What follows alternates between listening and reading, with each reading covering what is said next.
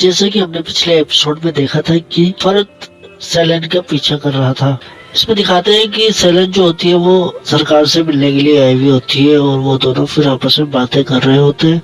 फरत उसका पीछा करते करते वहां पहुंच चुका होता है। तो जैसे ही वो अंदर जा रहा होता है तो दीवार के बाहर उसको आवाज आ रही होती है, उसको उन दोनों की आवाजें आ रही होती है। तो वो वहीं खड़ा होकर उनकी बातें सुनने लगता है। तो वहां पर जरकान सेलेन से कहता है कि तुमने हमेशा मेरा साथ दिया, मैं तुम्हारे पास दोबारा वापस आना चाहता था, लेकिन हालात कुछ ऐसे बने कि मैं वापस नहीं आ पाया, और तुमने हमेशा मेरा साथ दिया, मैं तुम्हारा शुक्रगुजार हूँ। तुम मेरी बचपन की दोस्त हो और मैं तुम्हें कभी खोना भी नहीं चाहता हूँ, पर कुछ हालात इस तरीके से बने कि हम दोनों एक नहीं हो पाया। हमारा रिलेशनशिप काफी लंबा चला था, फिर भी हम दोनों अलग हो गए। तो क्या होता है, फिर वो सेलेन जो होती है काफी रो रही होती है और वो अपने दिल की बातें सारी उसको बताती रहती है। कहती है मैं तुमसे बहुत प्यार करती हूँ, लेकिन सरकार तुमने कभी मुझे वक्त नहीं दिया। जब हम दोनों साथ में थे तो तुमने कभी मुझ पर ज्यादा ध्यान नहीं दिया, और शायद ये वजह थी कि हम अलग हो गए। लेकिन मैंने हमेशा तुम्हारा ही ख्वाब देखा था, हमेशा तुम यही आगे देखती थी फ्यूचर में कि हम दोनों की शादी हो चुकी होगी वगैरह वगैरह। यहाँ तक कि जब मैं फर्ज से शादी कर रही थी तो मुझे पता चला कि तुमने वो सब कॉन्ट्रैक्ट किया था एदा से, मोहब्बत नहीं करते हो। तो फिर मैं सब कुछ छोड़ छाड़ के दोबारा से तुम्हारे पास ही आ गई थी। मैंने अपना शादी करना भी कैंसिल कर दिया था। फर्ज जो होता है सब बातें सुन रहा होता है, उसकी बेचारे की हालत बिगड़ती चली जाती है। सरकार कहता हाँ ऐसा ही है, मैं एदा से मोहब्बत करता हूँ। ये सब बातें सुनकर फरत की हालत और ज्यादा खराब हो जाती है। तो वहां से ज़रन जो होती है गुजर रही होती है, तो वो उसको देखकर वो फौरन अपनी गाड़ी रोककर उसको अपनी गाड़ी में बिठाती है और उसको हॉस्पिटल लेकर चली जाती है। सेलेन जो होती है वो जरकान से कहती है कि जरकान अब मैंने फैसला कर लिया है और मैं कल फरत से शादी कर लूंगी। मैं उसका दिल और नहीं दुखाना चाहती, मैं अपनी जिंदगी अच्छे से गुजारना चाहती हूँ। और अगर फरत ने मुझे जॉब के लिए भी मना करा तो मैं ये जॉब भी छोड़ दूंगी। तो सरकार कहता है हाँ तुम ठीक कह रही हो, शायद यही बेहतर रहेगा। ज़रन और फरत आपसे बैठे होते हैं। ज़रन पूछती है फरत से कि अब तुम्हारी तबीयत कैसी है, क्या तुम बेहतर फील कर रहे हो? तो वो कहता है हाँ मैं बेहतर फील कर रहा हूँ और मुझे पहली बार ऐसा पैनिक अटैक आया है। और देखो ना कैसे हम किस तरीके से मिले, पहली बार हम दोनों मिले तो किस तरीके से। ज़रन कहती कोई बात नहीं। फिर सीन शिफ्ट बताया था कि सर पर जहाँ पर वो सब लोग काफी एंजॉय कर रहे होते हैं। उसके बाद वहाँ पर मीलो का कॉल आता है, वो ऑफिस में बैठी होती है, वो देर रात तक काम कर रही होती है क्योंकि सेलिन की शादी होती है। तो वो एदा को बताती है कि मैंने एक सोशल मीडिया अकाउंट बनाया है जहाँ पर काफी हैंडसम लड़के हैं, मैं सोच रही हूँ इनमें से किसी के साथ अफेयर चला लूं। तो एदा बोलती है कि सोशल मीडिया पे ज्यादातर जितनी भी आईडी होती है वो फेक होती है, वहां पर अफेयर ना चलाओ तो बेहतर रहेगा। तो मीलो कहती है नहीं मुझे मोहब्बत करने में अच्छा लगता है। तो फीफी और एदा उसको बोलते हैं ठीक है तुम्हारी मर्जी, जो तुम चाहो वो करो। उसके बाद एदा आंटी से कहती है आंटी एक बहुत जरूरी डिनर है जहाँ मुझे जाना होगा, ऑफिस से रिलेटेड है। तो वो कहती है आंटी कहती है क्या वहाँ पर सरकार में होगा? तो कहती है हाँ क्यों नहीं होगा, वो हमारे बॉस है।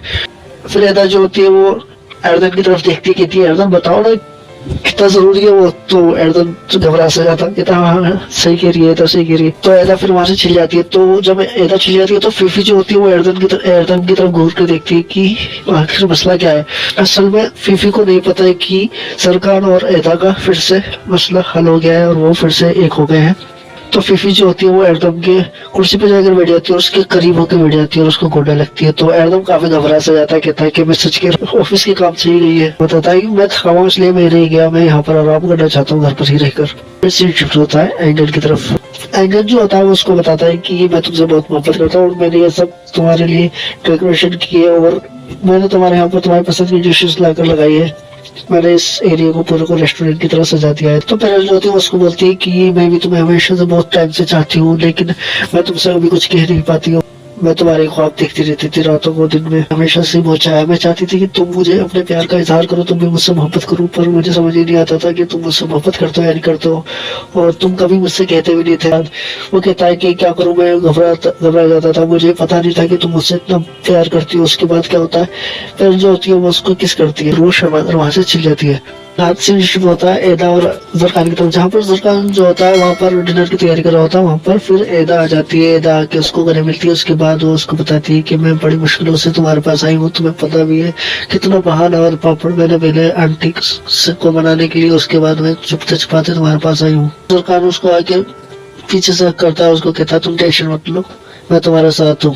उसके बाद फिर उन दोनों में आपस में थोड़ी सी प्यार मोहब्बत की बातें होती रहती है और वो साथ ही साथ डिनर की तैयारी करते रहते हैं, एक दूसरे का हाथ बटाते हैं और वो दोनों काफी क्यूट लग रहे होते हैं, एक साथ कुकिंग करते हैं और आपस में प्यार मोहब्बत की बातें करते रहते हैं। उसके बाद दिखाते हैं वो दोनों फिर सोफे पे बैठे होते हैं और सरकार कभी उसके बालों को छूता, कभी उसके चिक्स छूता और काफी उसको बाबा मोहब्बत की नजर से देखता था। उसको कहता है कि मैं तुम्हें कैसा लगता हूँ, तो वो कहती है, ऐसा कहती है तुम मुझे एक रोमांटिक रोबोट लगते हो। और आपस में दोनों को में इस तरह की बात होते रहती, बहुत ज्यादा खुश होते हैं। सरकार कहता है मैं चाहता हूँ तुम हमेशा मेरे साथ रहो, मुझसे इसी तरीके से चुपके रहो, मैं तुम्हें कभी अलग नहीं करना चाहती। शिफ्ट होता है सैलेन की तरफ जहाँ पर वो फरत के घर पर आई हुई होती है। वो फरत को कॉल करती है पर उसका कॉल लगता नहीं है और वो काफी परेशान होती है कि फरत कहाँ है, कहाँ गया। तो उसके बाद वो ना उसको एक वॉइस नोट उड़ती है जहाँ पर वो उसको कहती है कि तुम कहाँ हो फरत, मैं बहुत ज्यादा परेशान हूँ तुम्हें लेकर और कल हमारी शादी और तुम यहाँ पर नहीं हो। उसके बाद दिखाते हैं कि सरकार और एदा जो होता है आपस में बैठा होता है और प्यार मोहब्बत की बातें कर रहा होता है। तो सरकार उसको देख रहा होता है, कहता है कि एक दिन ऐसा आएगा शायद तुम मुझसे बोर हो जाओगी। तो वो कहती क्या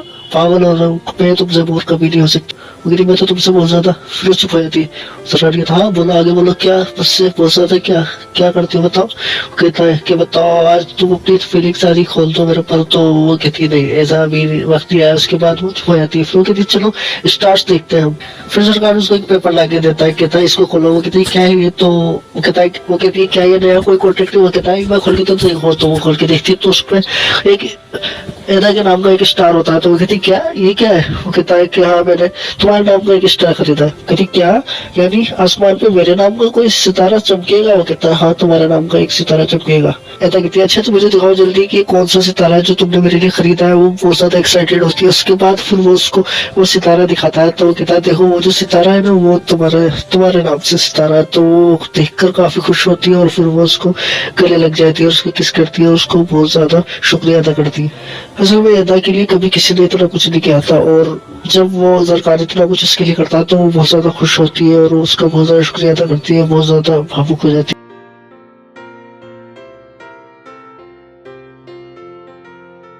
फिर से शिफ्ट होता है फरद की तरफ जहाँ पर वो बहुत ज्यादा उदास होता है।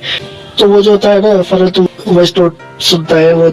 उसके बाद फिर वो उसको मैसेज करता है कि मैं आज शाम को नहीं आऊंगा। तो इस तरीके का मैसेज उसको सेंड कर देता है। वो बहुत ज्यादा उदास होता है क्योंकि उसने जब से सैलेन की और सरकार की बातें सुनी वो बहुत ज्यादा अपसेट हो गया था। असल में उसने बातें भी अधूरी सुनी थी। खैर वो बेचारा बहुत ज्यादा परेशान है, उदास है। नेक्स्ट डे सुबह हो जाती है और सैलेन जो होती है दुल्हन बन के तैयार हो जाती है। वो काफी खूबसूरत लग रही होती है। घर पे शिफ्ट होता है जहाँ पर मील जो होती है वो तैयार हुई भी होती है, वो भी काफी सुंदर लग रही होती है और एदा की आंटी भी तैयार होती है। तभी वहाँ पर एदा भी आ जाती है। तो एदा काफी खूबसूरत लग रही होती है। तो एदा की जो आंटी होती है उसको देख कर कहती है कि एदा क्या तुम भी शादी में जा रही हो। कहती है हाँ आंटी मैं भी जा रही हूँ। तो कहती है तुम्हारा वहाँ क्या जरूरत है। तो कहती है कि आंटी मैं जिस कंपनी में काम करती हूँ वहाँ की मालिक है तो मेरा जाना भी वहाँ पर जरूरी है, मुझे जाना चाहिए। तो वो कहते अच्छा ठीक है हम चलते हैं। तो उधर सरकार भी तैयार हो चुका होता है, काफी हैंडसम लग रहा होता है। उसके बाद दिखाते हैं उसके जो मम्मी पापा होते हैं वो भी तैयार हो चुके होते हैं और वो उसके डेट कहते हैं कि मेरा बिल्कुल जाने का मन नहीं है कहीं भी। तो उसकी आंटी कहती है लेकिन हमें जाना पड़ेगा, आखिर सैलेन की शादी है। तो फिर वो आपस में एक दूसरे को देखते हैं कि मैं कैसा लग रहा हूँ। कहती मैं कैसी लग रही हूँ। कहती तुम काफी अच्छी लग रहे हो। तो वो दोनों आपस में बातें कर रहे होते तभी वहाँ पर सैफी आ जाता है और सैफी अगर कहता है कि सर कदीर साहब आए हैं। तो वो कहता है अच्छा। फिर वो कदीर साहब से मिलने के लिए चला जाता है। तो कदीर साहब जो होते हैं एक लिफाफा उसको देते हैं जिसमें उस बच्ची के सारे डॉक्यूमेंट्स है जिसके मम्मी पापा मर गए थे कंपनी की वजह से। इसमें उस बच्ची की सारी डिटेल है, उसके वारिस को वगैरह वगैरह। सरकार के डेट जो होते हैं वो एक भारी रकम का चेक उसको देते हैं कदीर साहब को और कहते हैं कि अब तुम यहाँ से चले जाओ काफी दूर और कभी इसके बारे में किसी से जिक्र मत करना। उसके बाद वो उसके जाने के बाद वो उस लिफाफे को खोलते हैं। लिफाफे को खोलते हैं तो उसके अंदर उस बच्ची के फोटो और उसके जो वारिस है जो उसके गार्जियन है उसका फोटो भी होता है। तो वो देखता है एदा का पूरी लिस्ट होती है, उसमें एदा के डॉक्यूमेंट्स की पूरी लिस्ट होती है। वो देखता है ये तो एदा का है सब कुछ। उसके बाद उसके साथ एक फोटो भी होता है जिसमें एदा की आंटी का भी फोटो होता है उसमें साथ में। तो वो परेशान हो जाता है, बताता है हमारी कंपनी में जो हादसा हुआ था जिसमें जिसके माँ बाप एक बच्ची के माँ बाप का इंतकाल हो गया था तो वो बच्ची एदा है। वो कहती क्या। तो वो कहती यानी एदा जो है वो हमारे साथ गेम खेल रही है और वो हमसे बदला लेने के लिए आई है, इसीलिए वो हमारे साथ इतना अच्छा रवैया पेश करती है। उसके बाद उसकी आंटी जो होती है उसका भी दिमाग घूम जाता है कि आंटी की तरफ सीन शिफ्ट होता है, जहाँ पर रहता है कि आंटी जो है अपनी मम्मी से बात कर रही होती है, कहती है कि मम्मी मैंने तुमसे कहा था कि एदा को स्कॉलरशिप दिला दो, पर तुमने क्यों नहीं दिलवाई। तो वो कहती है कि बेटा मैंने तो उसको स्कॉलरशिप दिलवा दी है, पर हमारी जो नवासी है उसने क्या करा, उसने 2 महीने डिले करा लिए है स्कॉलरशिप। वो कहती है अच्छा। वो फिर समझ जाती है कि सरकार की वजह से उसने ये सब कराया, और उसकी आंटी काफी गुस्से में और परेशान हो जाती है। फिर सीन शिफ्ट होता है सेलेन की तरफ, जहाँ पर वो दुल्हन बनी हुई तैयार हो चुकी होती है। तो वो जो होती है उसके पास कुछ पेपर्स होते हैं जो होते हैं शेयर ट्रांसफर के पेपर्स। तो वो जो होती है वो उस पर साइन करके मिस एफए के नाम वो शेयर ट्रांसफर कर देती है।